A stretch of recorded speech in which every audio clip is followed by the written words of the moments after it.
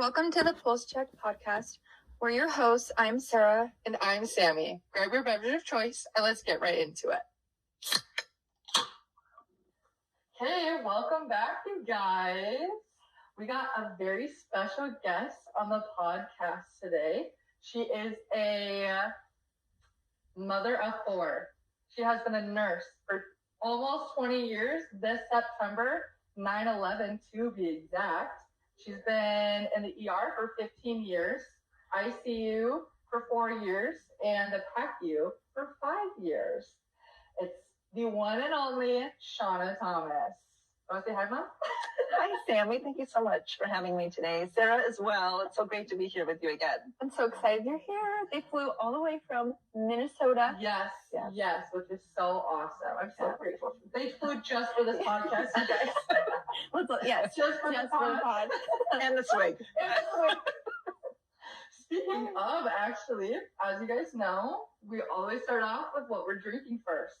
So I'll start because mine's boring, but I'm just drinking water right now. Not as fun. I did already have my energy drink this morning, so you know I did. Sarah, what are you drinking? I'm drinking the Kirkland energy drink. I think they just came out. It's the orange one.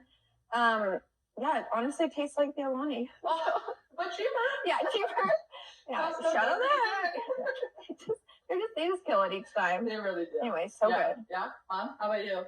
I am also drinking water right now, but it's in my swig cup. In my swig, I had a raspberry dream, which is very dreamy to me. What? I love that for you. What's in the raspberry dream? It's Dr. Pepper, raspberry, coconut cream, and it's simple but dirty enough. It's very good. Girl. She likes it very dirty. good. She likes it dirty. My sodas, yes. She clarifies. Yeah. Okay, perfect. Well, okay, and then next we're just going to talk about anything crazy that happened this week. Mom, let's start with you. Crazy patient experiences, huh? Yeah. Okay.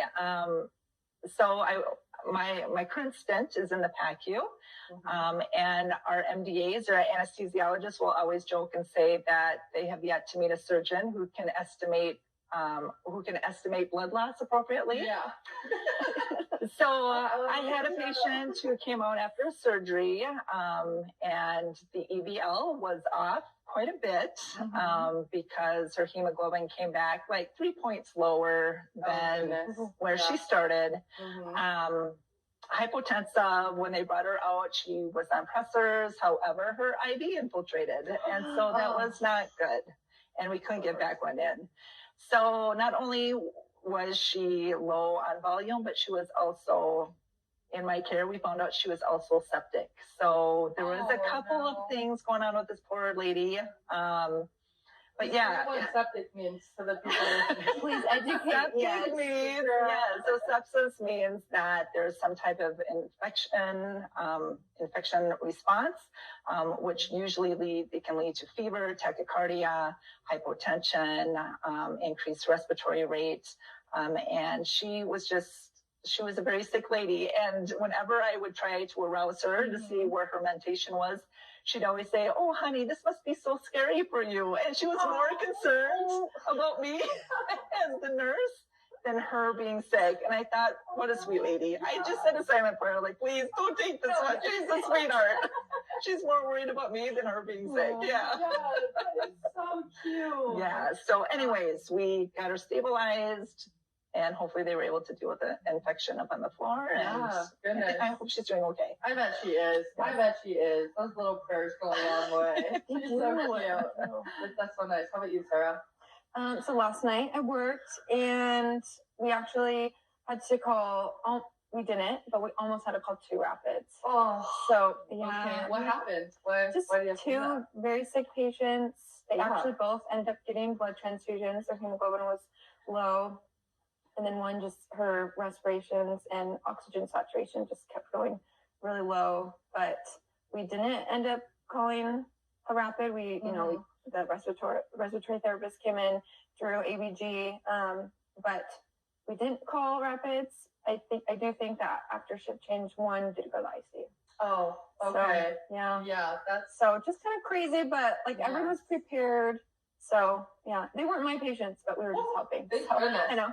Seriously. Yeah. Yeah. I think, personally, I lost out this week. I think this week was a great week.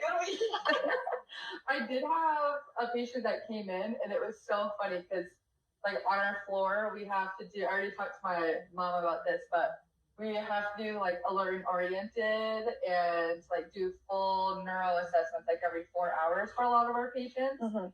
And one time I woke up one of my patients in the middle of the night, and which is a bummer because of course they're not going to be oriented. They don't want to be awake. But I woke them up and I was like, where are you? Where are you right now?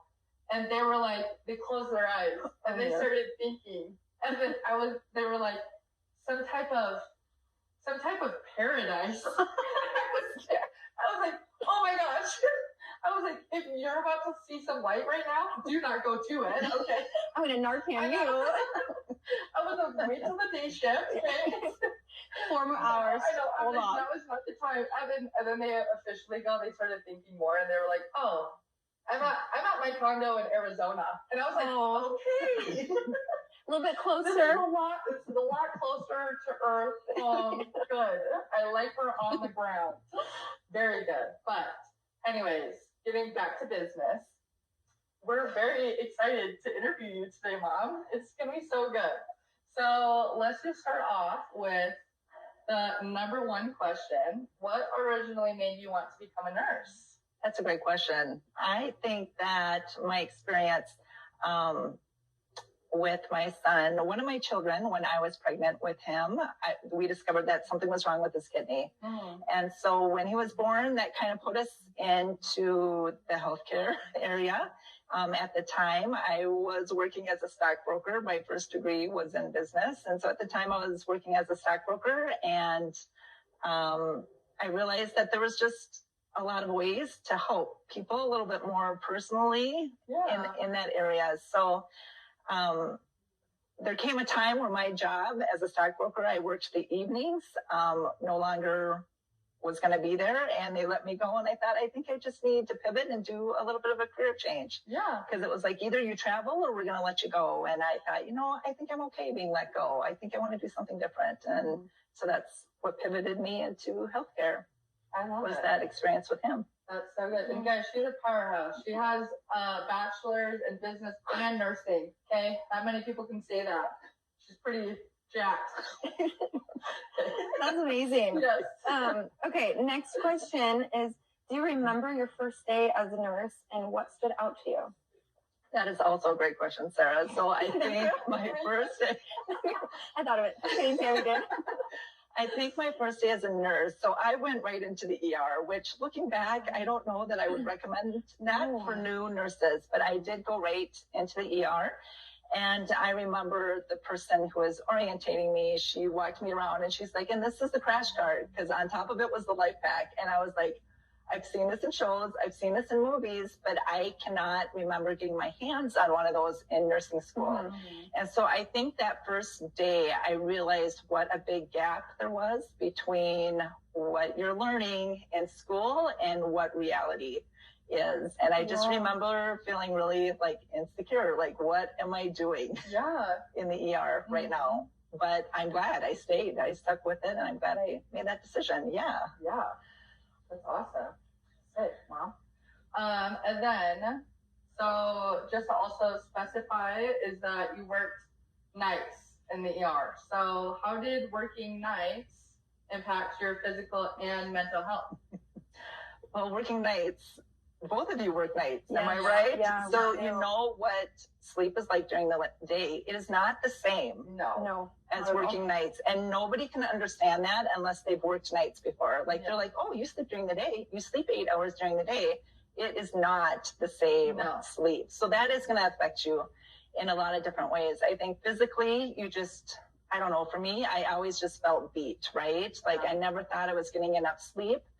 And I wasn't sleeping. I could fall asleep right away, but I couldn't stay asleep. That was my challenge. And so I think especially right now, we're learning how much sleep affects like your body weight and just your overall physical health, but also mental health, right? Because I feel like as a parent, There were times where there were situations where I may have overreacted because of my lack of sleep, but also underreacted, right? Like where my kids were really worried or concerned about something, and I was just like, I don't know. Do you really need to be worried about that, right?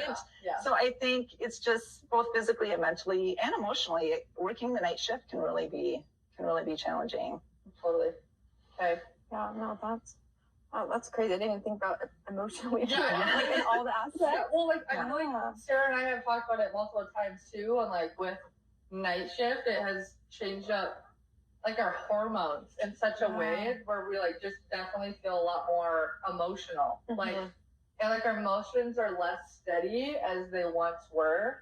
Shout out to our husbands. I know. I was just gonna say, and they keep us stable and bring us back to baseline. But yeah, so we totally are seeing that ourselves. Is how much that can impact us for sure. Right. Yeah. So what are some of the biggest lessons that ER taught you? Oh wow, some of the biggest lessons the ER taught me. I guess, I think starting out as a nurse and as a person, as a human being, you have a lot of ideas or opinions or perspectives. And I think one thing that the ER taught me was in dealing with people was really to meet them at their level, right? Don't go in being like, hey, this is what we're going to do. This is what we expect, but really just sit down and meet with people at their level without judgment, right? Because you see so many different faces in the ER with so many different backgrounds and so many different experiences that in order for them to hear you, you really have to somehow relate to them. And sometimes that's as simple as like sitting down and looking them like at eye level instead of them laying in a cart and you like hovering over them doing your assessment, right?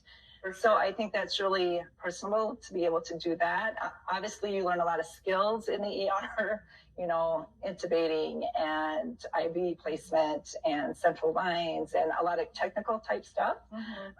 You learn a lot about that and just how to stabilize somebody to get them out. Trauma, obviously, it's really kind of a jack of all trades area.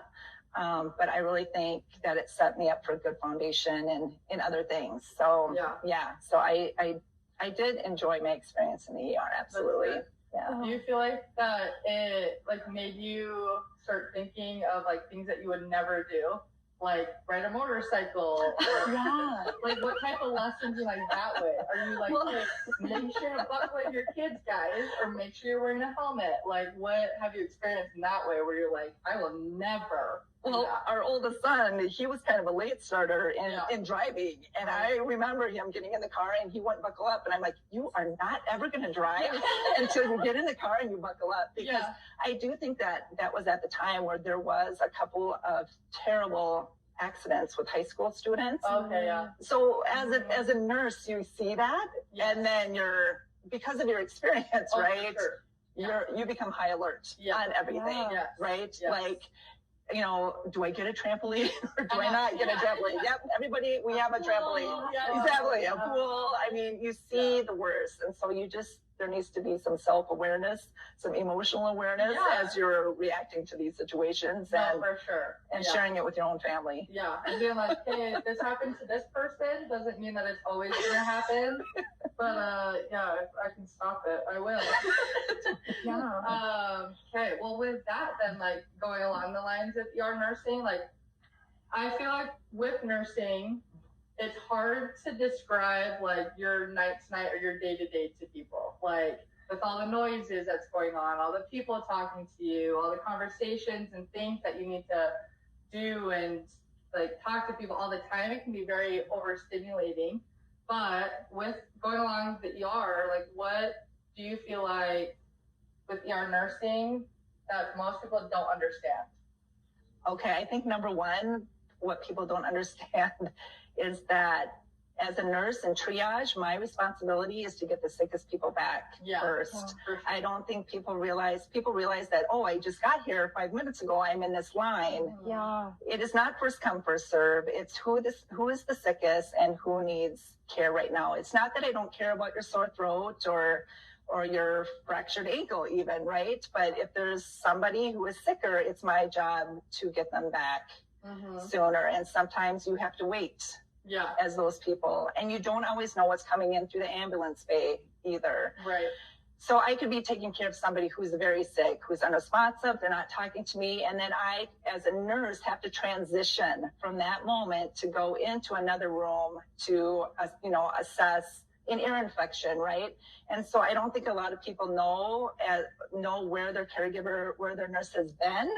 And so just to have a little bit of compassion for them as well as we're trying to manage these different situations and emotions going room to room to room, because the acuity levels are different and we have to adjust to that. And sometimes that can be really challenging. Okay, totally.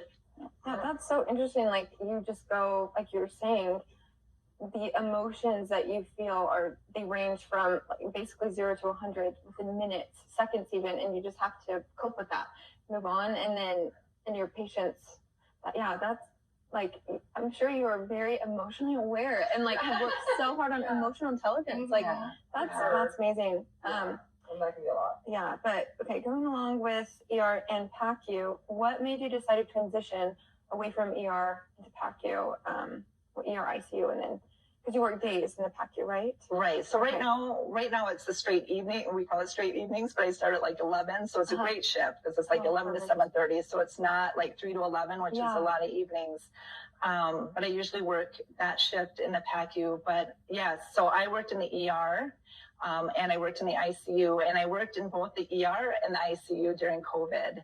And once COVID slowed down, there was a massive, and I'd be interested to hear if this happened to other people in other hospitals, but there was a massive exodus out of the ICU into PACU because people were just, I think a lot of ICU nurses and ER nurses just got burnt out from the COVID situation. So I work with a lot of fellow ICU nurses in the PACU. And in order to work in the PACU, you do need critical skills because there's airway management and there's just a lot of different things. So you do need ER or ICU experience working in the PACU, at least the hospital system that I work in. So that's why. That's why there was just a lot of burnout from that. Yeah. I mean, it totally makes sense. Holy buckets.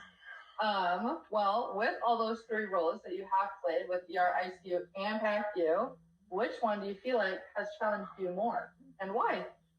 I think the ICU definitely really challenged me more. I felt like, in the ICU, I worked 12-hour shifts.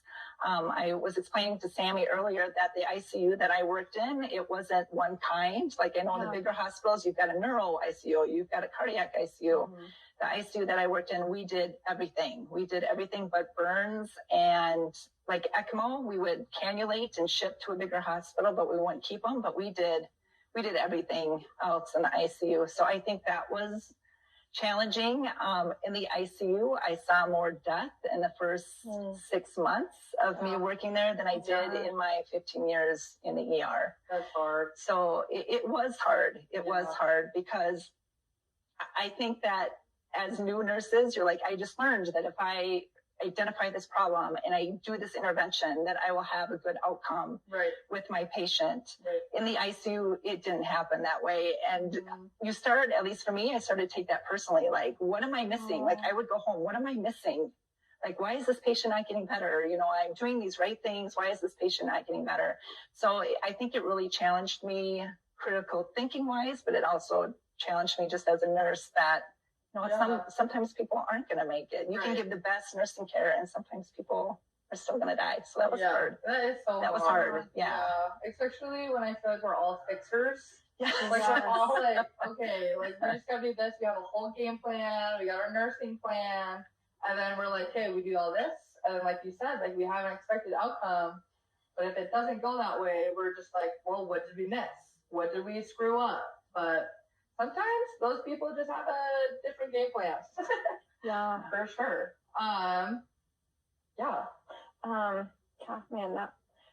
Like Sam said, I feel like nurses, most of us we just want to fix the problem. And when it doesn't go that way, we can take it out on ourselves. So have you been able to kind of learn to, not like compartmentalize, but like be able to, come to terms like, okay, I did my best. It's okay. Like Did that happen? I'm still working on that. Yeah. Okay. No, I'm still working on that because, and I don't know if you've experienced this on your floors yet, but I know in the ICU, I work with some nurses who were really able to compartment. That big word. They were able to do that, but at the same time, I don't want to say they were less compassionate or less empathetic, but I'm like, I don't know that I'd want that nurse taking care of my family member because they're very like, we're going to do the labs, we're doing this. I mean, they stay very focused on the interventions and not so much the nursing or the caring part of it. Exactly. Like the science of nursing versus the art of nursing. Right. Thank you. Yeah. Beautiful. So good, Sarah. That was beautifully put. Yes.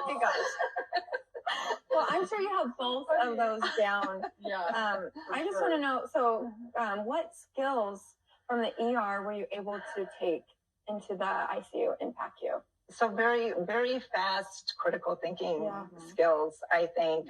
Not all the time did we have opportunities to connect with the families in the ER. I think I learned a lot of those attributes and skills in the ICU. But definitely just those quick critical thinking type roles, I think was very, very helpful from the ER and the ICU. I mentioned before that I wouldn't recommend anybody starting in the ER. I think in the ICU, it was a big learning curve for me to look at like floor orders. I know you guys see that. That's not something we see in the ER. So to be able to recognize floor orders in the ER, you chart by exception. So if somebody comes in with an ear infection, I'm not going to ask you about your abdomen or how your breathing is or anything like that. In the ICU, you chart on everything. Right, like you assess, you do a full head to toe. Head to toe, everything. When did they last have a bowel movement? If it's been 2 or 3 days, guess what? You're the lucky one that has to help with that today. Do you know what I'm saying? So there's a lot of differences, but of course, I feel like any experience that you have, you can use in the next area. It's helpful. Yeah, I've never really thought of like the ER only doing like a focused assessment all the time.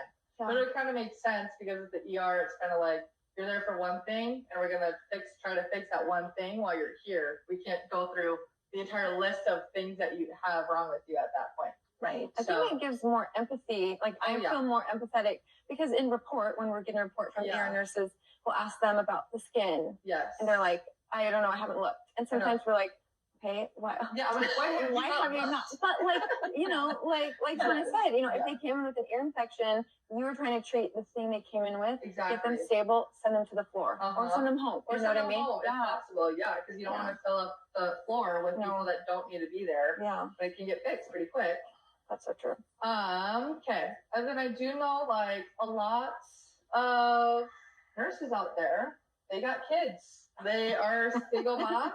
They are wives. They work full-time, part-time, while also being, you know, present for their children, which, I mean, being a mom, first of all, that is also a full-time gig. So you are nonstop with that. So with work, how did you manage working while still being present for your kids? That is a great question.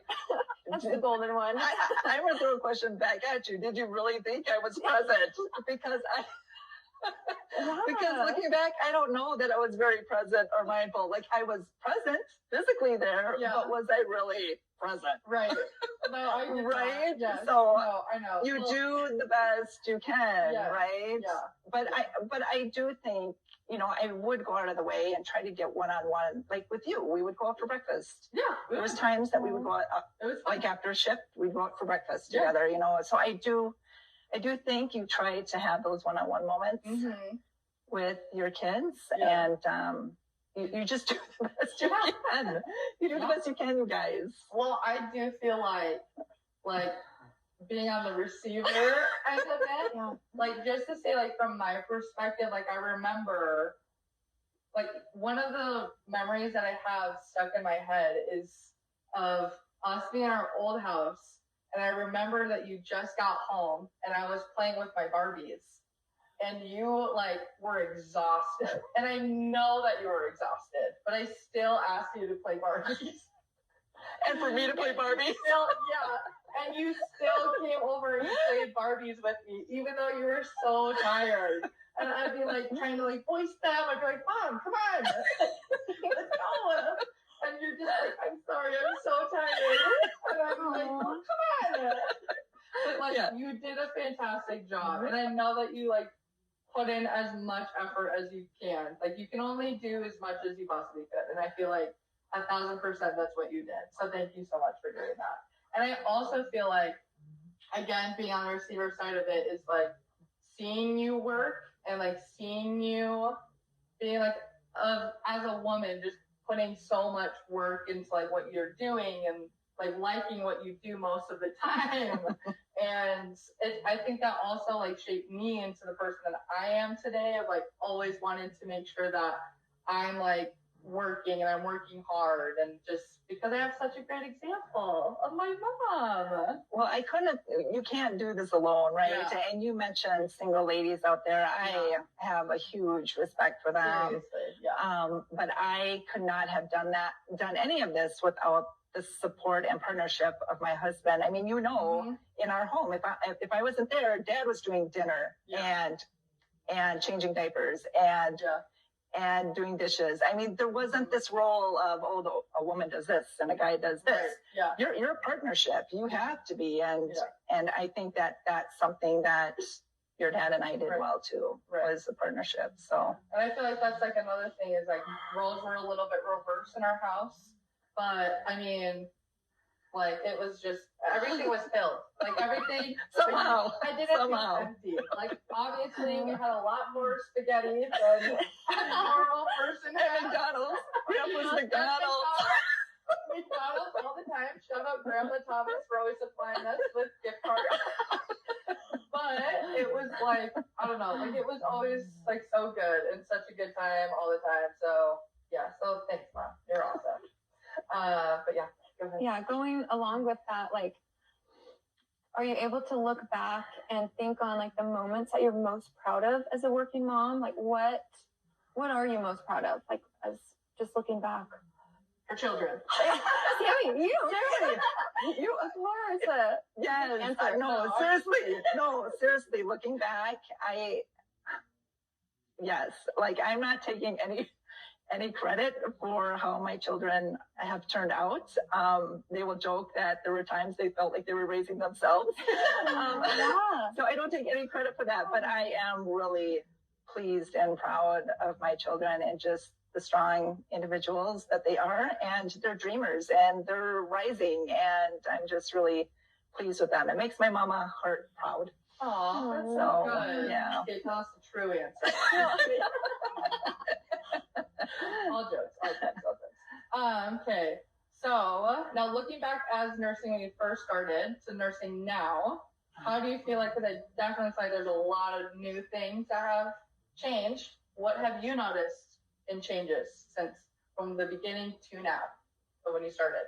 I do think that new nurses are coming in a little bit better prepared as new nurses. And I don't know if it's because of simulation. I know that as I have taught, I used to teach ACLS and BLS. We use a lot of simulation, and I think that helps close the gap of what you're learning in school and what actually happens in the real world. But I feel like new nurses coming in, I feel like they're better prepared with some of those things than I was. So that's really good. And I do see a lot more nurses like speaking up and having a bolder voice and advocating for their patient, instead of being like, I'm on the medical side where I'm supporting the doctor. They're really needing to step in and advocate for their patients. And that takes a strong voice. Yes. Yeah. Do you feel like they're like more respected now, like nurses? I don't know if respect is like the right term, but like more, I guess, more listened to than they used to be. Because I feel like back then, like, if you were a nurse, like, oh, you're just a nurse. Like, you know what I'm saying? Compared to, like, a doctor. I feel like nowadays, people are like, oh, you're a nurse. Like, you know what you're talking about. I think nursing is, like, the most trusted profession with the community, right? Like, the community members really trust their nurses. I think the relationship with nurses and doctors is yet to be improved in some areas with some people, but I do think it's getting better. And I think if you're advocating and you're clear about your concerns and what you would like to see happen, I mean, you can go to any doctor and be like, hey, I'm concerned about this. Well, the doctor's like, okay, well, what do you want me to do about it? They want to hear what the solution is because they don't have a lot of time either. So when you go to them and you say, I'm concerned about this, what do you think about this? I think they appreciate that and they respect you for going a little bit more and trying to identify what that intervention or solution needs to be. That's why SBAR is a real thing. Yes. That's why no, they've really been emphasizing SBAR on our show lately. Really and SBAR was back in my, it was back in my day, but there's some nurses who do not do it well because they're like, I don't know if they're intimidated about talking to a doctor, but I think if you remember who you're trying to represent, that it helps you voice a little bit better what your thoughts are. Yeah. I know one thing on our floor, we try to make it so like the doctor and the nurse are a team. Like when we're talking to the doctor, we're like, our patient. Yeah. Our patient, this is the situation. Here's what's going on. I did this assessment and then this is what I recommend. Yeah. And I think just given that full picture, I hope that doctors and nurses are working better together. And I think it's just going to be like a continuing ongoing process of, just getting better and better. But like Sammy said, SBAR, I think is game changer. Like it actually is helping a ton. But one thing I was going to ask you, like, so with the new nurses coming on, all this like artificial intelligence, do you think that, like changing critical thinking? Cause I mean, if, we're using AI so much, do you think a lot of the newer nurses still have a lot of critical thinking skills? Like what have you seen in your practice? Like lacking in that area? Yeah. Or like how is, just. So as far as critical thinking goes, I feel like, I don't work, to be honest, we hear about AI. I have not seen a lot of AI yet, but we all know it's coming. Yeah. Right. I think with critical thinking though, I think any computer can shoot out numbers to you, but it takes somebody to be able to analyze those numbers and to look at trends. And it's the nurse who's been with that patient, 12 hours one day, 12 hours the next day, who can really identify those trends. Can AI do that? Maybe, but maybe it really takes somebody to sit back and see the bigger picture, right? Yeah. Of that. Right. So I don't know if that really answers your question or not, but I think critical thinking, to be able to read between the lines with your patient, it takes more than just looking at the numbers. That's where the critical thinking comes in, right? This is going on, I see this number, this is what they look like, this is how they're acting. I mean, that's where the critical thinking comes in, is when you can kind of read between those details and read between the lines and know how to help your patient. Yeah. I feel like too with that, like what you were saying before on how like there's some nurses that are able to like go in, assess the patient, and then leave right away and just like, this is what we're doing. We're doing labs. We're doing this and this, and then never really forming like a good connection with the patient.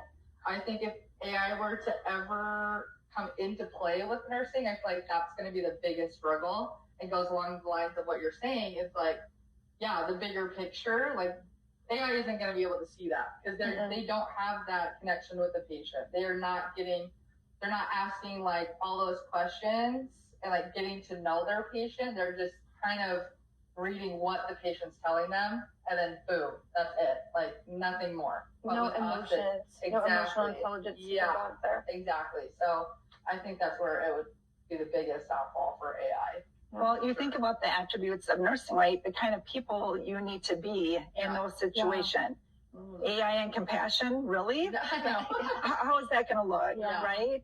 I mean, just an empathy and understanding and just being present, like physically present and mindful and aware, right? And giving those human aspects with your patients. You need that in healing because they're not, your patient isn't this robot or a computer, right? They're human beings having human experiences, and we have to be able to relate to that. Yeah. I totally see that. It totally makes sense. Before we go on to like future questions, can you go ahead and tell us the craziest experience that you've had in the ER? The crazy. So I get asked this all the time. Like, what is the most crazy experience you have? And, you know, you go home and you have these crazy nights, and sometimes you wish you could just forget about it and not hold on to them. But I think the experiences I remember the most are the ones that challenged me, not only as a nurse, but like as an individual, right? Like, there's always mental health situations that really challenge you. Maybe you learn to show compassion to somebody that you maybe they weren't really deserving of it, right? And you showed up in a way that was beyond your own personal self. I think those are the moments that I really remember. In the ER, I didn't want to be charged for a very, very, very long time. I would rather be a worker bee than a charge nurse. And I remember that I was like, okay, I'm going to be charged because my friend, she needed to retire and she wasn't going to retire because she was the charge nurse. And I'm like, if she's going to retire, like I need to step up. Yeah. And so at 11 o'clock at night, I was supposed to be charged. And I've heard you guys in your podcast, like everything happens at shift change, right? Yeah. So at 10:55, she comes over and she was going to stay the night with me, help me train. At 10:55, she gives me the phone. And at like 11 o'clock, we get a three-car trauma. Oh my gosh. And I'm charge nurse. I'm like, okay, here we go, right? Right into so it. It's those moments. Let's go. So it's those moments, right? Yeah. Where you're like, okay, like we did this as a team. I was able to lead this as a team. I'm going to be just fine, right? And it's those moments that I think just build your confidence. And so those are I know that's not like a really juicy thing that you probably want to hear, but I feel like those are the experiences that I remember the most, and the ones that challenged me as a nurse and challenged me as a person. Because you do have some really crazy things happen. Yeah. But you don't always want to remember them very well either. Maybe someday I'll write a book, but not. I think that's a good idea. I would read it. Seriously, I would read that for real. Yeah. Do you feel like there's like one experience that, like, can you tell us about a crazy experience that has like shaped you as a nurse, as you were saying that? Like one experience that stood out? I think there was a lot of COVID experiences. I remember taking care of a patient in the ER who was very, very sick, very thin and fragile. And he, because of some of the choices that he had made, he had blown ties with everybody, friends, family, and he was dirty. I just can picture his face. He was very unkempt. And he didn't have COVID, but we were all dressed up as COVID came back that, he had tuberculosis. He didn't have COVID, but he had tuberculosis. And I remember him just looking in my eyes and saying, like, thank you so much for taking care of me. Oh. Like, just thank you. Yeah. Just thank you, right? And so, I knew some of the past choices that he had made in his life. And I'm like, dude, you kind of made your own bed. Like, I couldn't make those judgments, but you try your best to take care of them as a human being. And I feel like they just come back with so much gratitude for just your kindness. Yeah. And so I feel like I left that day being, you know what, I can show up the way that I need to for people in their most vulnerable moments. So yeah. I feel like that's probably some of the moments that have stood up to me the most too, is like, it can be one of the hardest and busiest nights, but like as you're leaving and you're giving shift change or any of that, like a patient like stops you and is like, no, like seriously, thank you so much for taking care of me today or tonight or whatever it is. I think that's like some of the ones that just hit home for me, because I'm like, hey, like somebody like really saw, like someone really saw like what I was doing. Right. A lot of the time there's a lot of patients that are not grateful. Right. And they just like expect you to do everything for them without saying anything. And of course we do. Like we did, like that's exactly what we do. We do everything that we need to without needing a thank you. But hearing it every once in a while just does not hurt at all. Yeah. I remember standing outside of a patient's room and they were saying thank you to Sarah a bunch of times. Yeah. Whenever me and Sarah work together, I try to wait for her so we can walk out together. But I remember waiting for her one time and she's just like standing at the door, and there's this one person that's just like, thank you, you are such an angel, like, thank you. And I'm standing there like, yeah. I'm like, Sarah. And Sarah's still like, humble and stuff. She's like, no, thank you. Thank you for being such a good patient. And I'm like, oh, that's my Sarah girl. Oh, you're so sweet. She's so good. Sarah's such a good nurse. Such a good nurse. But no, I totally agree with you for sure, Mom. Like those are life-changing moments. Okay, so now going into like more future questions on what we've been talking about. What is making you consider becoming a nurse practitioner now? Sammy, that's a great question.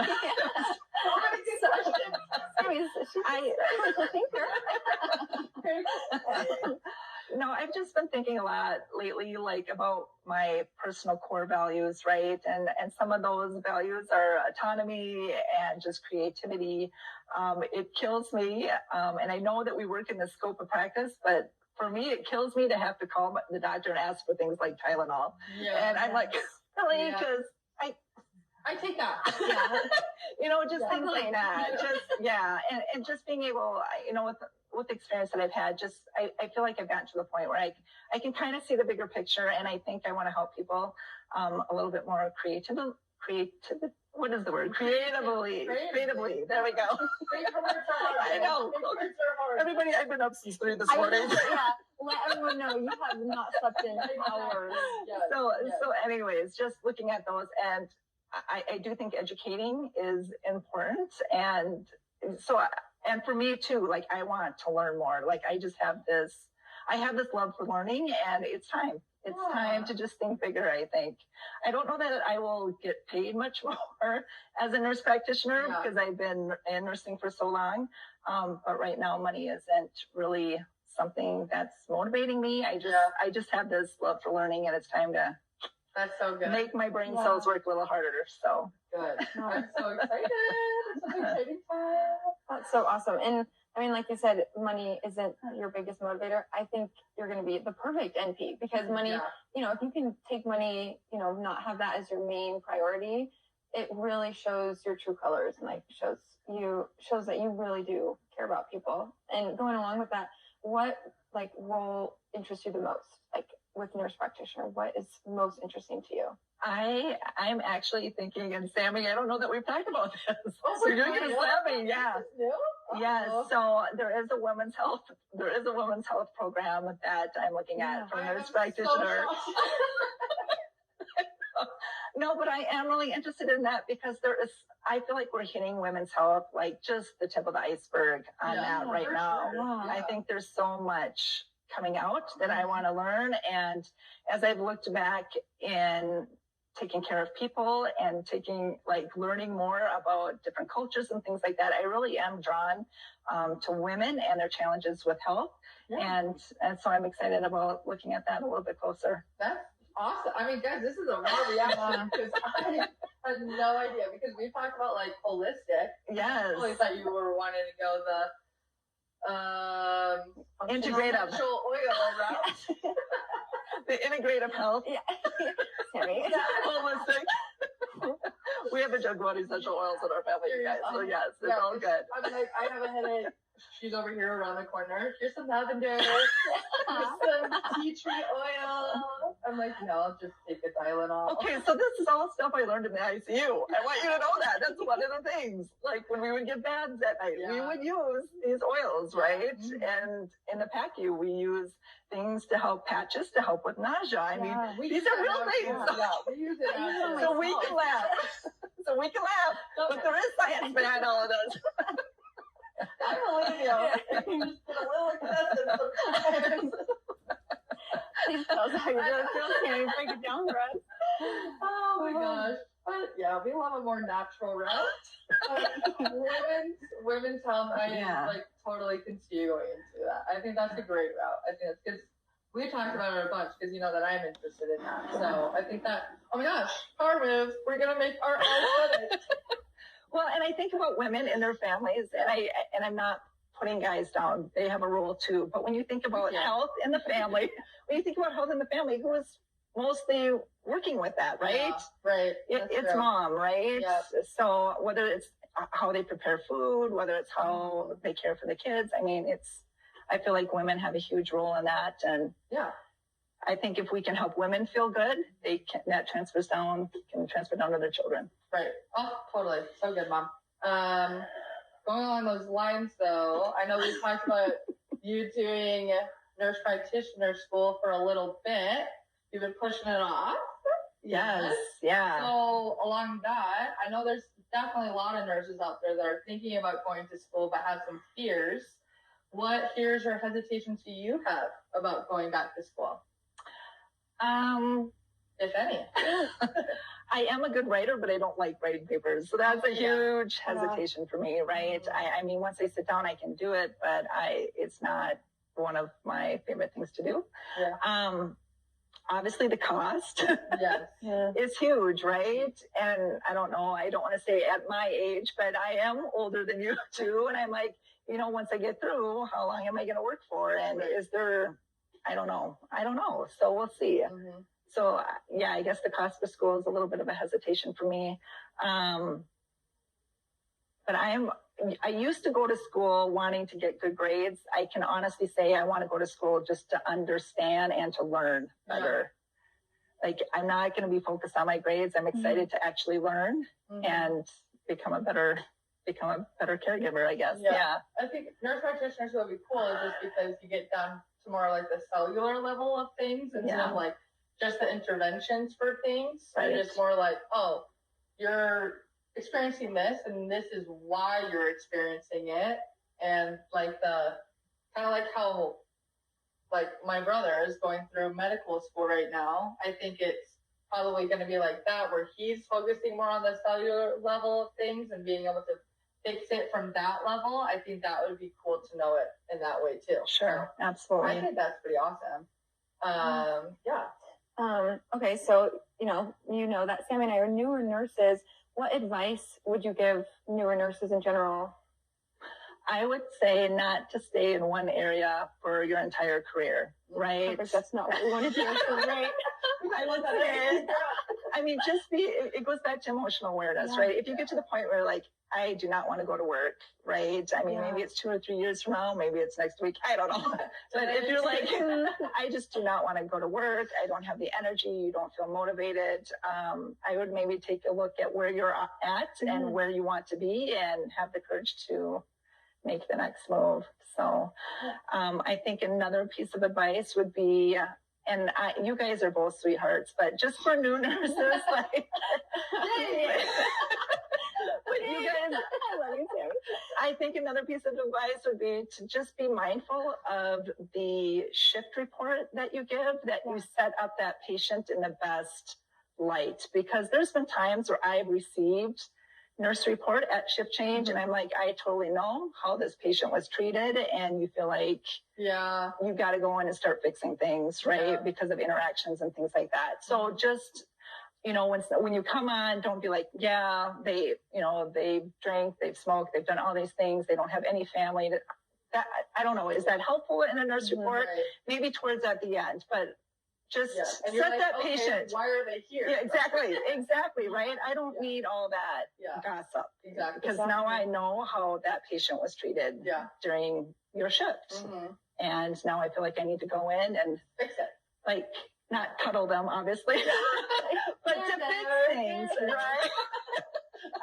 You're in a safe place, you know what I'm saying? So just be mindful of the kind of report that you hand off to the next nurse. Set that patient up in the best light that you can, so that they can truly be cared for in the way they need to be cared for, set up for good healing. Yeah. No, I think I've seen that personally too, where lots of nurses, like when I'm getting report, they'll like talk about like all the negative things about them, and then I'll be like, they treated me like this today, or and then I'll go in as a nurse and I'll just like, because I don't care. I'm like, I'm just here for why you're here. Okay, I don't care about anything else other than that. And I like treat them how I think that a patient should be treated, with compassion, with love, with non-judgment. Try my best. And they like treat me back like in a way different light than that nurse was saying that they were treated by that patient.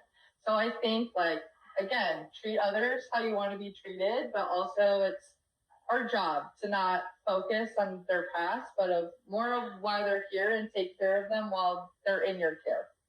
So I think I totally see where you're coming from. Thank you, Mom. That's such good advice. Yeah, no, it is. Thank you.